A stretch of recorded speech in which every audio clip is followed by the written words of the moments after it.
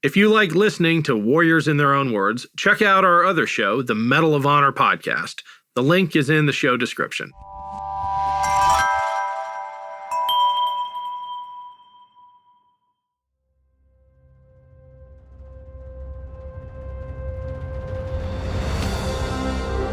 I'm Ken Harbaugh, host of Warriors in Their Own Words. In partnership with the Honor Project, we've brought this podcast back at a time when our nation needs these stories more than ever.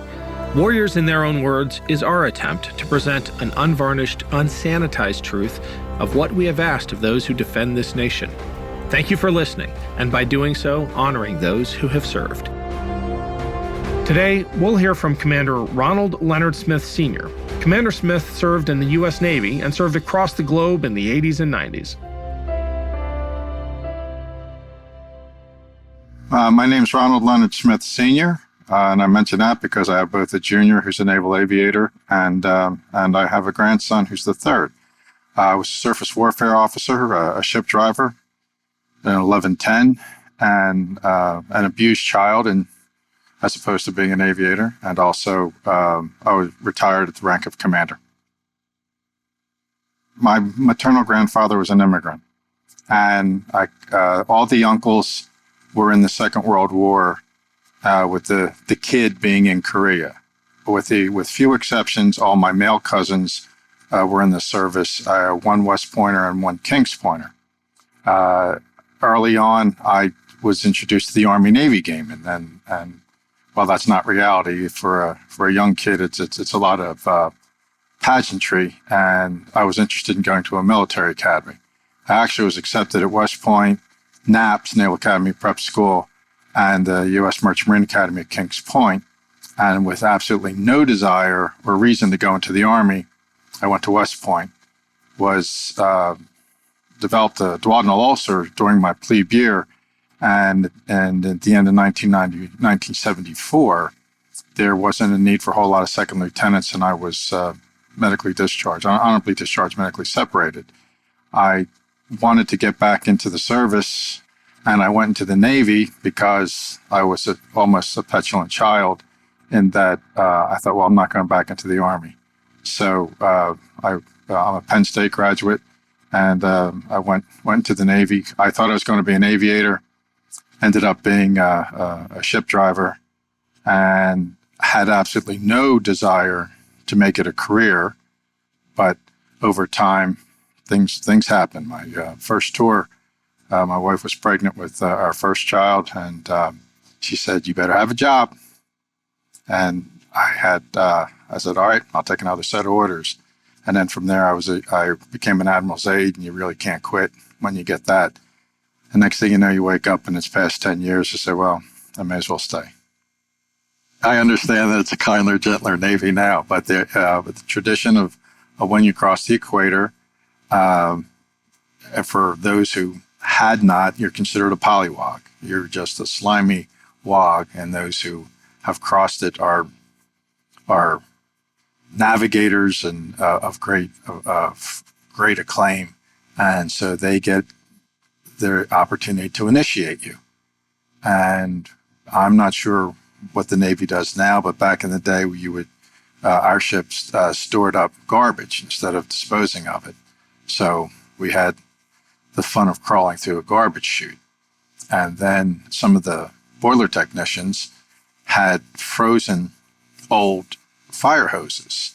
So the old canvas fire hoses in 24-inch lengths or so, and had kept them in the freezer. So they were used as paddles.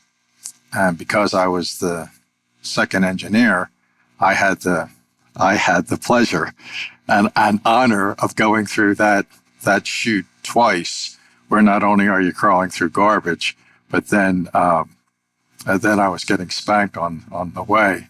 And then there's different tubs where you got dipped in slimy stuff. Nothing hazardous, but just awful. And then you get the opportunity right before you're almost finished. You get the opportunity to drink a truth serum, so that purifies your system, so you can become a noble shellback.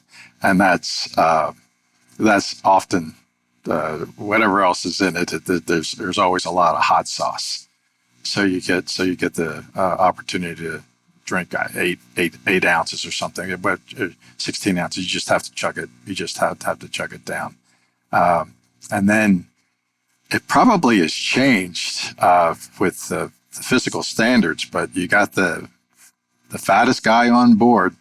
He was the baby, and you had to go kiss his belly, and there would be grease of some sort, and that's what we did. And and then at that point, you were allowed to go spend 15, 20 minutes in the shower, which is a Hollywood shower, which is something that you would never do, just to get all the grit and stuff off you.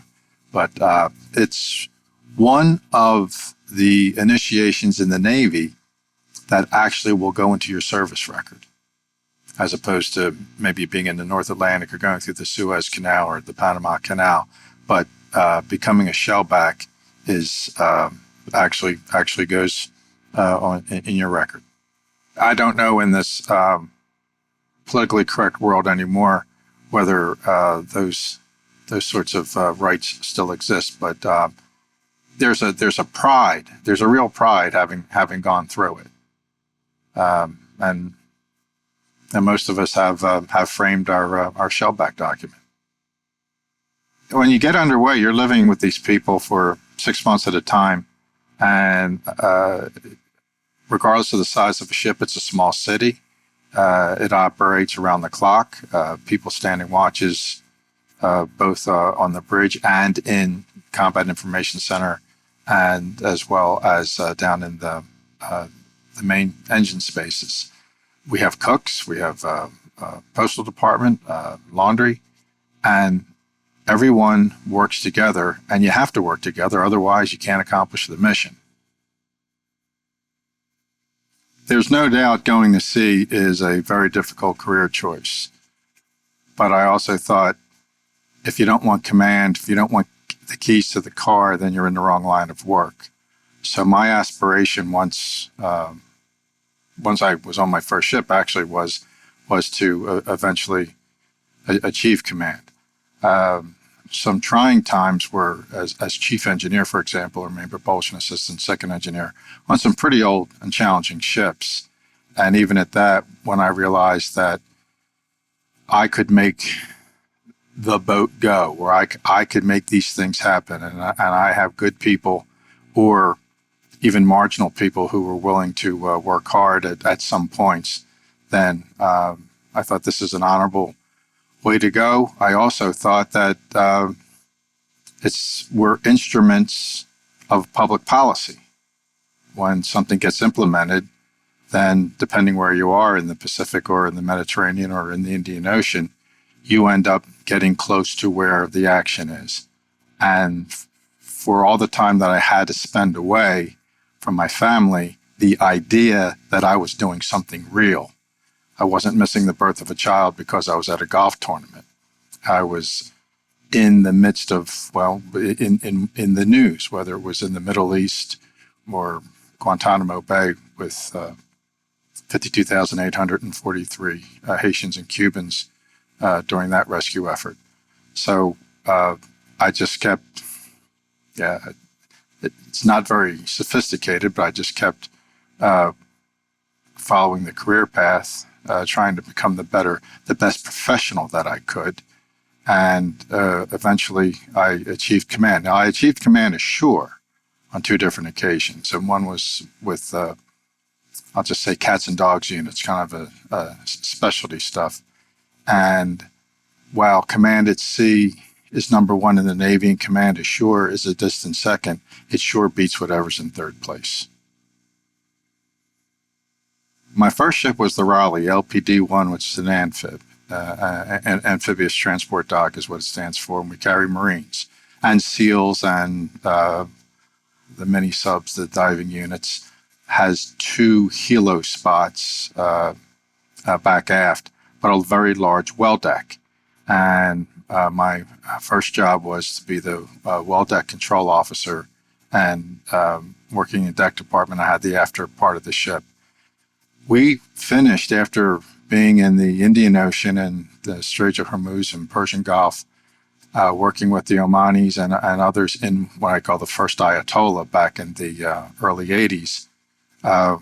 We actually lost our stern cape in an operation off of Tunisia. And that was getting back across the Atlantic Ocean was a bit of a challenge. The next job I had was main propulsion assistant, second engineer on the Caloosahatchee AO-98. And Caloos was an old oiler commissioned in 1944, right at the end of the Second War. And when it was jumbo-wise, it was actually enlarged at one point, and we carried about 6 million gallons, about 1.5 million gallons of aviation fuel, and a loadout of food and ammunition, both shells and missiles, for a battle group for about 30 days. But the ship was something out of an old black and white movie, in that it was both the fire room and the engine room were cavernous, and everything was just old, and there was no automation to it, and that was a challenge. I had good help. I had good chiefs in the fire room, and had just not the best chief petty officers for the engine room, but I was blessed with a good first class machinist mate who eventually made senior chief, and he ran the show. And we were able to answer commitments everywhere from the UNITAS supporting South American navies and U.S. fleet down, working with the U.S. navies, all the way back through Grenada when we got called back for it. My next job was chief engineer on McCloy, which was an old frigate, and again, it was not the Cadillac of ships, but I was very fortunate to have the chief's mess that I had there to support me, and then had very promising junior officers. And I would just tell the chiefs, you run the show, you teach them, and then they come and they eventually learn and can brief me without you standing right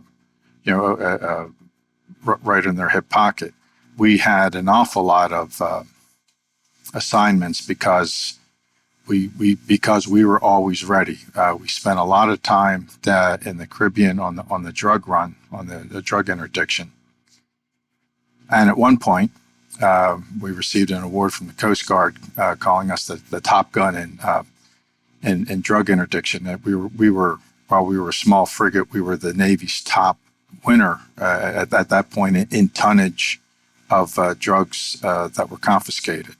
The most harrowing, I guess, or the most, I'll call it, interesting part of that tour was we were finishing an assignment. We're on Liberty in Miami, Florida, and we got a recall to outrun a hurricane. And as we were heading north, the tracking system, the OTSR tracking system, put us square into the middle of a nor'easter. And that particular storm ended up being written about in the book and then the movie, The Perfect Storm.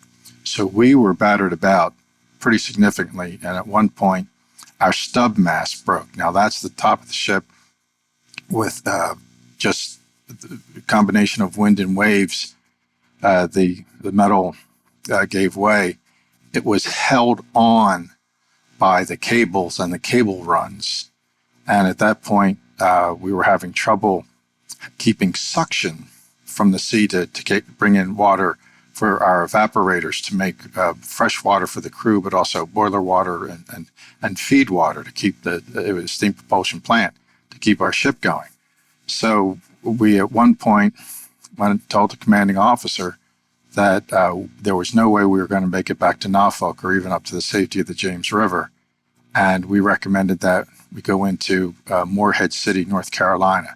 Now, our navigator at the time was a Coast Guard exchange officer who was very familiar with it because I'd been on Raleigh. I had been there several times picking up and discharging the Marines. And our ops boss had also been on a Gator, had also been on an amphib, one of his previous tours. The skipper was number 4 in his class at Annapolis and went to Harvard for graduate school and was on CNO staff. So he didn't he didn't understand the places like Morehead City and the lower status of some of the ship drivers. But he was certainly a smart guy, and so we made way into there. In addition, though, to the ship being slightly crippled, was the while Morehead City has a deep channel so that it can take the large deck amphibs that are essentially small aircraft carriers, the sands shift quite often.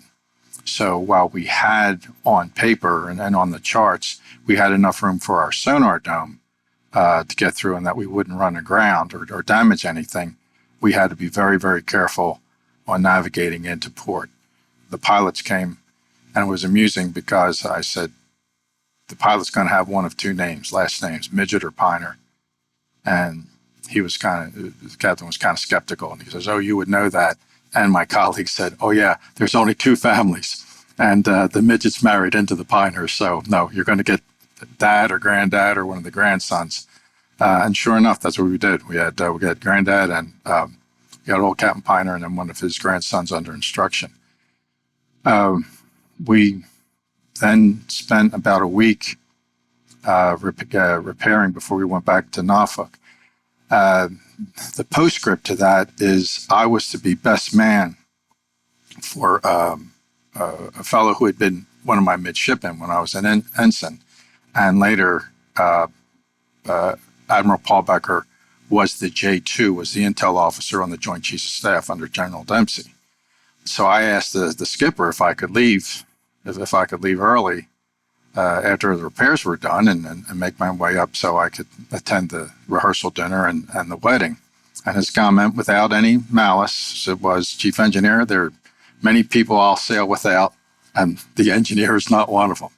So fortunately, the wedding was in the evening, and we got back into Norfolk about 11 o'clock that morning. Yeah, I missed the party at my house.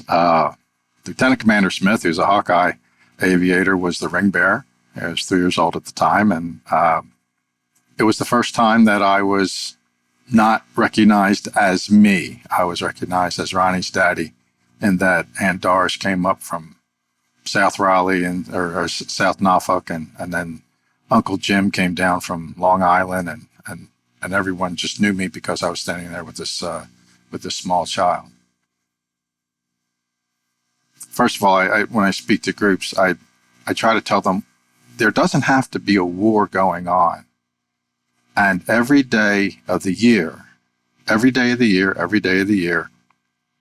from both the Atlantic and the Pacific, there is a carrier battle group and there's a Marine amphibious ready group. And whether they're in the Mediterranean or the Indian Ocean or close to the South China Sea, but they are out there. These women and men are out there every day of the year. 4th of July, Christmas, Thanksgiving.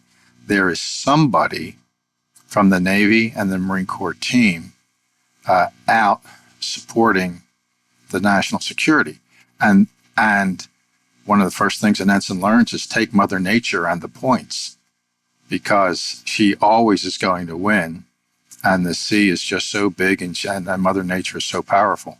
So anybody who's out in anything like that, you have to, and lives to talk about it, then you have to take your hat off to them. With all the technologies and all the improvements in weather forecasting, you could still be out, regardless of where you are, and catch a rogue system coming through. And that will just, depending on the size of your ship, and frankly, it doesn't matter. I've been on large deck amphibs and carriers that I may as well have been back on a frigate, that the way you can get tossed around. The sea churns, the wind churns, the wind churns the seas.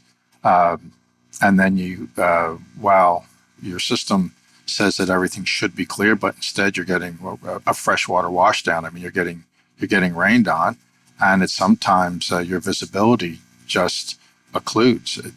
A fog can come in, and you really have to depend on your electronic navigation at that point. Mother Nature's unpredictable.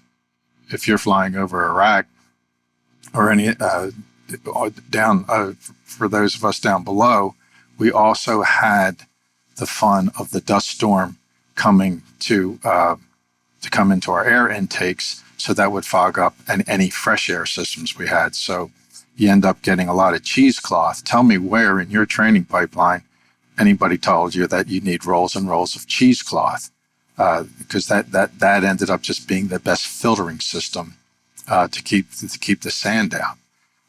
So you have water, you have air, and now you have sand, and then frankly there's some pretty big particles of sand up in the North Atlantic, where it's a little bit different. But then you run into ice, and you run into potentially with icebergs, and that's no joke. You see 10% of it, and you hope that your sonar is working so that you can get an idea of how big or at least where this thing starts and stops, so that you can go around it and you don't hit it. There's some differences in the North Atlantic and in the Caribbean, for example. On a ship is your sea intake temperature. So if you're in the Caribbean, for example, your water is hot, and you have a hard time making water for your evaporators. Up in the North Atlantic, the water's just freezing. It's obviously in the 30s, but that pressure and temperature differential changes how you're running things in main control when you're bringing water into your evaporators to make water for both the crew and for steam propulsion ships. But it's each place, whether you're in warm temperature or up in the North Atlantic or in the Gulf. People don't understand the Persian Gulf and the Arabian Gulf is the same place, but it's very challenging. I used to get in trouble with the commanding officer when we were down in the Caribbean because it was so hot that I'd turn off the hot water. I'd turn off the steam if your intake was 90 some degrees, and I would just tell everybody to take ambient temperature showers. And most people were good with that. But when the number one guy in the ship says, "Turn my steam back on," well, you're kind of obligated to turn the steam back on.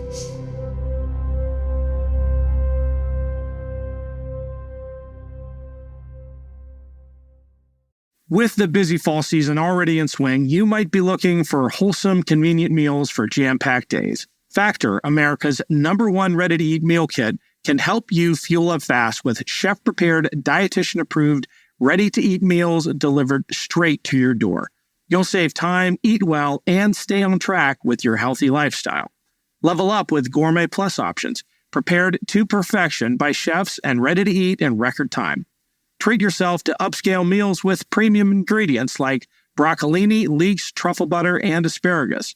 Looking for calorie-conscious options? Try delicious, dietitian-approved, calorie-smart meals with around or less than 550 calories per serving. Need an extra boost to support your wellness goals and feel your best as you tackle a busy autumn? Try Protein Plus meals with 30 grams of protein or more per serving.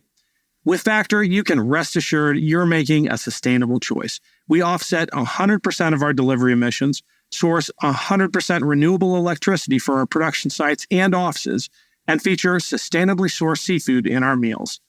This September, get Factor and enjoy eating well without the hassle. Simply choose your meals and enjoy fresh, flavor-packed meals delivered to your door. Ready in just 2 minutes, no prep, no mess. Head to factormeals.com/warriors50 and use code warriors50 to get 50% off. That's code warriors50 at factormeals.com/warriors50 to get 50% off. This episode is brought to you by Google. The Google Cybersecurity Certificate provides the necessary skills to begin a career in cybersecurity. Visit safety.google/cyber workforce today.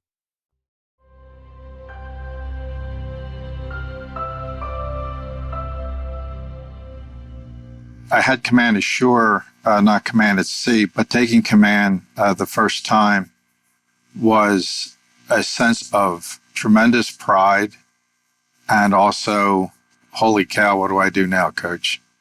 Because I was responsible for a number of women and men, And everything from keeping them on task to perform their duties, as well as trying to get people promoted, trying to take care of people's families when they had anything from health problems to other housing problems. And you're the boss. I made jokes and said, hey, I loved being king. And I did. But the other part of it was everything stops at you. I was very fortunate. The 2 times I held command, I was very fortunate to have a superb senior enlisted advisor. So my master chief and then a senior chief were not only superb at what they did and taking care of the crew, but were pretty candid with me at times when we didn't quite see eye to eye. And they'd say, sir, can we take a walk? And I knew I was in trouble. And frankly, about 70% of the time, I listened to my senior enlisted advisor. 20% of the time, there were things that I had not shared or was not able to share. I said, Master Chief, let's just do it. To get the XO. But I said, just do it. And they would. And that other 10% of the time was almost something as simple as, do we paint the door red or we paint the door blue? Well, if I want the door blue, I'm the boss, so we're going to do it my way. But those moments were few and far between. But I had the good fortune of having very good people to work with me and to work for me. One of the things I learned is you have to take care of your people first. And while it's far more critical doing it on a ship or in an air squadron or someplace overseas, it also translates later on into civilian life and taking care of your employees, taking care of people who work with you and work for you. But the idea is you have to work hard and they have to see you work hard. In fact, it was Frederick the Great who said, your troops must eat before you eat. Your troops must sleep before you sleep. Your troops must be clothed and housed before you are clothed and housed. But you also must let your troops see that you are depriving yourself for them. And on the face of it, it may seem a little bit selfish, but the idea is when the women and men who work for you and you're asking them to be in harm's way, for example, or give up, even if there's not a war, give up 6-7 months of their lives and miss family birthdays, anniversaries, their children birthdays, all of those events, they have to have someone to believe in. Like it or not, you end up being that guy or you end up being that gal. And you have to work hard to earn their trust. And then they will do things not just because it's their duty and they're good sailors or good Marines, but they will do it because they also don't want to let the old man down. They want to do things so that all of us win and all of us can accomplish a mission. And there's a great sense of pride when you can bring people in with that. I don't think the philosophy is all that difficult.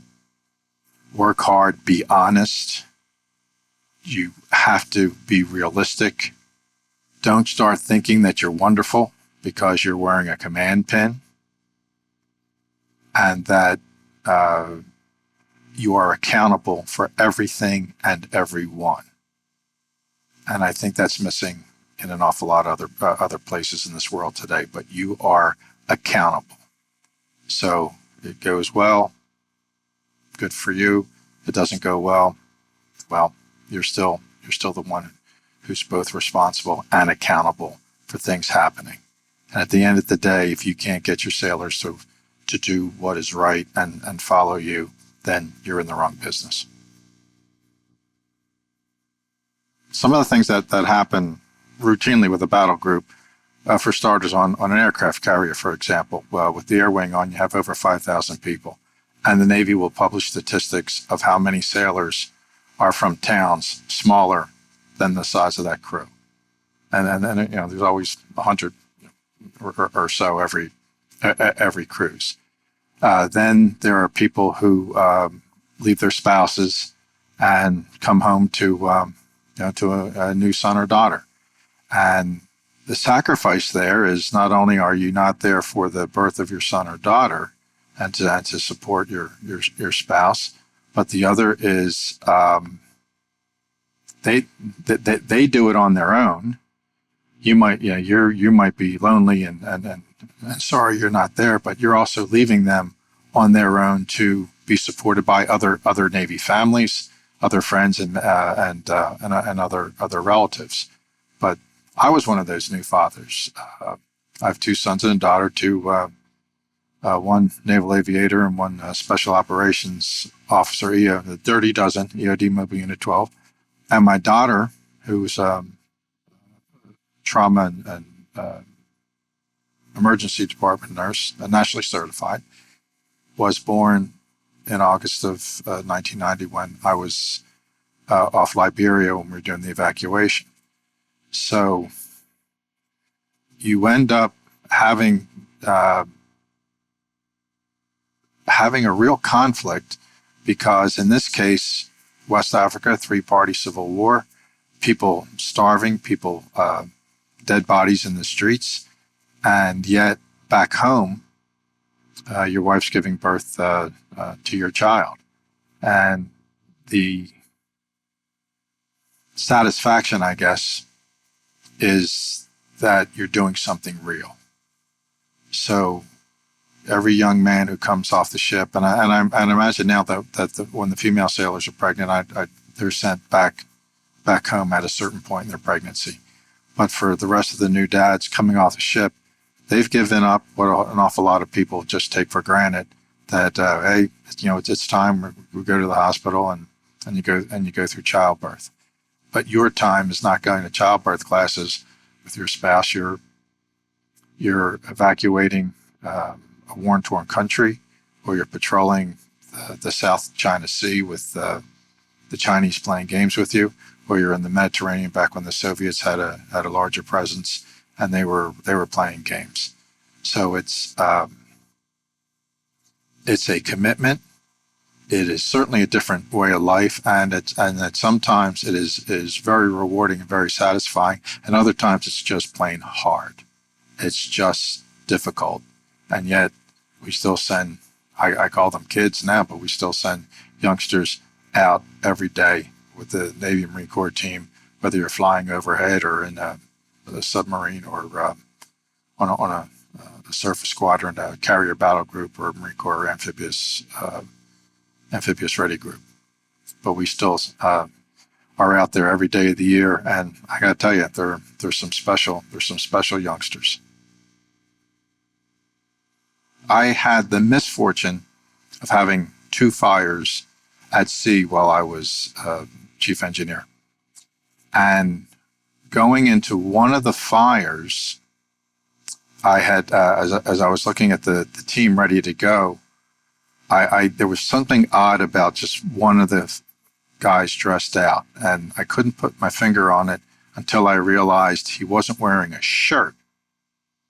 When the alarm was sounded, he hopped out of his rack, threw on his trousers and his boots, and then went to the firefighting locker and put on all his firefighting equipment, but did not have a t-shirt or a long sleeve shirt on. And what I saw was bare skin, essentially from his shoulder to his bicep. That's the sort of dedication when something happens where a sailor responds. And it's not a joke, because when you have a fire or the misfortune of flooding, and I have not had flooding, but when you have a fire at sea, you just can't retreat and call the fire department and hope that somebody comes to save you. You have to fight it yourself. Those are the sorts of things that people understand. And then, depending on the operation, the excitement of a real operation, going into the Indian Ocean the first time, coming out of the Suez Canal and the Red Sea into the Straits of Bab el-Mandeb on our way to the Persian Gulf. When you go to general quarters and the bosun mate who calls it away doesn't say this is a drill. I mean, this is for real. You don't know what you're going to get when you have very, narrow passage of the Straits of Bab el-Mandeb from the Red Sea into the Indian Ocean, you have Asia on one side, the Arabian Peninsula on one side, and Africa on the other. And there are spots that are close enough, or little islands, that someone with a shoulder-held missile launcher could put some damage into a ship. So those sorts of things are pretty key on everyone's mind. And then you share that experience, and that helps knit the camaraderie. Same thing when you're in humanitarian operation, whether you're picking people up, refugees out of literally picking them up from the sea out of the ocean, or when you go to a small country that's been damaged by a hurricane or tornado, and then you supply from your ship, you supply them water, you supply them electricity, you have your medical teams, and if you have CBs on board, depending on the ship, you are out there trying to restore some kind of order and to save them. All of these things happen when someone isn't necessarily shooting at you. So, put a shooting war on top of it, then it increases the excitement just that much more. But the idea of spending all that time and doing something important, that is what knits a crew. After we went through the shellback initiation, after we crossed the equator, I had the mid-watch that night, and was the first time that the Southern Cross came into view, that constellation. And I actually went out, the night was so clear, and the horizon, just the sky disappeared into the ocean at the horizon, but it was stars fore and aft, port and starboard. And I actually went out on the bridge wing and stood up on the bulwark and on my tippy toes and reached up into the sky, thinking that I might actually grab a handful of stars. It just seemed to be that close, and it was so wonderful. And everything else was quiet. It was good weather. Things were clear. The only noise was the ship itself as we were steaming. And I thought, if you don't believe in something greater than yourself, then you're a fool. Because regardless of any religious preference or Mother Nature, this is just magnificent. That was Commander Ronald Leonard Smith Sr. Thanks for listening to Warriors in Their Own Words. If you have any feedback, please email the team at kharbaugh@evergreenpodcasts.com. We're always looking to improve the show. And if you enjoyed this episode, don't forget to rate and review. Warriors in Their Own Words is a production of Evergreen Podcasts in partnership with the Honor Project. Our producer is Declan Roars. Bridget Coyne is our production director, and Sean Rule-Hoffman is our audio engineer.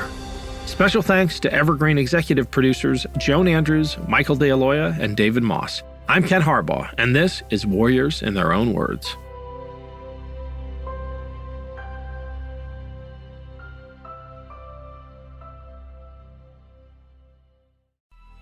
Coming up on 5 Minute News, I'm Anthony Davis.